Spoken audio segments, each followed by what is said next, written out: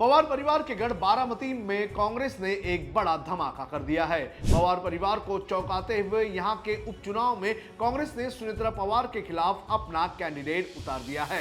आपको बता दें कि ये सीट अजीत पवार के निधन के बाद खाली हुई थी, जहां पहले कहा जा रहा था कि परंपरा के तौर पर यहां पर चुनाव निर्विरोध हो सकते हैं, लेकिन कांग्रेस ने यहां सबको चौंकाते हुए अपने कैंडिडेट को उतार दिया है, जिसके बाद सुनेत्रा पवार के चुनाव जीतने में मुश्किलें हो सकती है। तो वहीं दूसरी तरफ विपक्षी अलायंस महाविकास आघाड़ी में भी टूट पड़ सकती है। आइए आपको इस वीडियो में बताते हैं कि कांग्रेस की क्या है रणनीति, क्यों कांग्रेस ने अपना कैंडिडेट उतारा है और कौन है कांग्रेस के कैंडिडेट। नमस्कार, आप देख रहे हैं लोकमत हिंदी। मेरा नाम है सोनू कनौजिया। सबसे पहले समझते हैं कि क्या है बारामती सीट के समीकरण।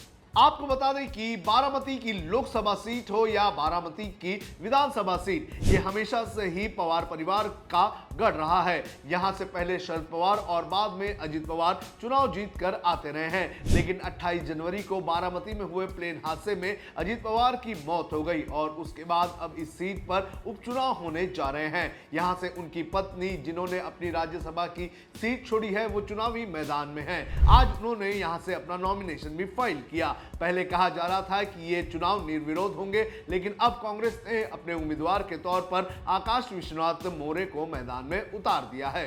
कौन है आकाश विश्वनाथ मोरे, ये भी आपको बता देते हैं।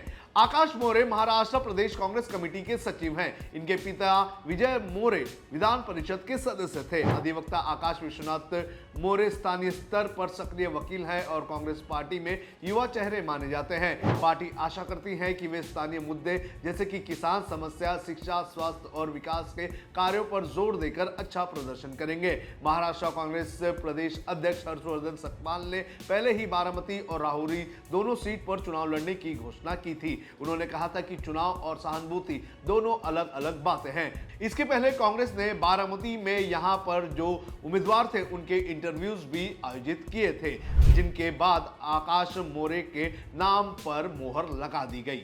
अब आपको सुनाते हैं कि कांग्रेस ने अपने इस कदम को लेकर क्या सफाई दी है। अजीत दादा पवार के दर्दनाक मृत्यु के बाद बारामती विधानसभा में जो उपचुनाव होने जा रहे हैं, उसमें कांग्रेस की तरफ से एडवोकेट आकाश मोरे ये प्रत्याशी है और आज वो फॉर्म भरने जा रहे हैं।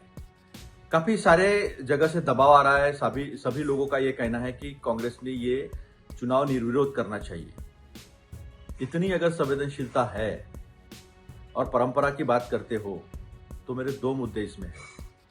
पहली बात, इतनी संवेदनशीलता है तो जो षड्यंत्र दिखाई दे रहा है, लोगों के मन में आशंकाएं हैं, तो उसका एफआईआर महाराष्ट्र में बारामती में क्यों नहीं हो रहा?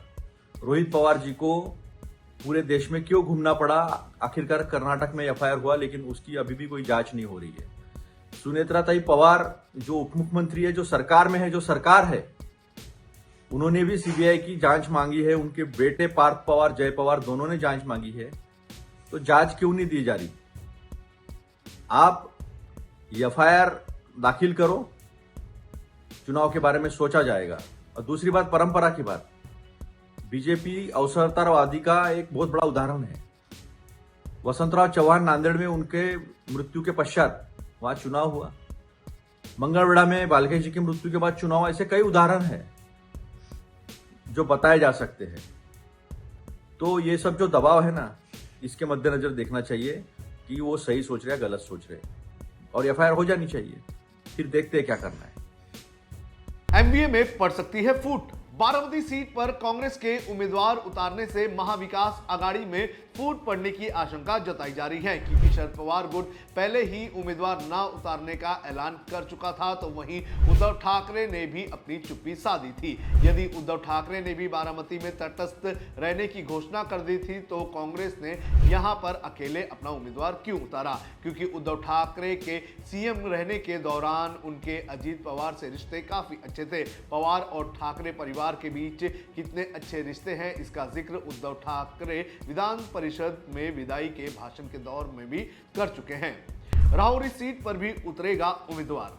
कांग्रेस द्वारा बारामती सीट से उम्मीदवार उतारने के बाद अब लगभग तय हो गया है कि राहुरी सीट पर भी विपक्ष अपना उम्मीदवार उतारेगा। यहां बीजेपी के शिवाजी कार्डिल के निधन के कारण उपचुनाव हो रहे हैं।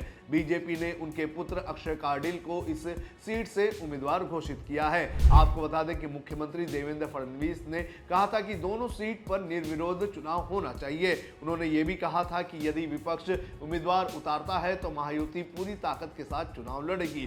अजित पवार बारामती से 8 बार विधायक रह चुके हैं। सुनेत्रा पवार सोमवार को अपना नॉमिनेशन भर चुकी है और अब चुनाव में देखना है कि आगे क्या होता है। क्या नॉमिनेशन वापस लेने के आखिरी दिन तक ये स्थिति बदलती है? क्या यहाँ पर चुनाव होंगे या फिर चुनाव नहीं होंगे? आपको क्या लगता है? आप हमें कमेंट करके जरूर बताएं।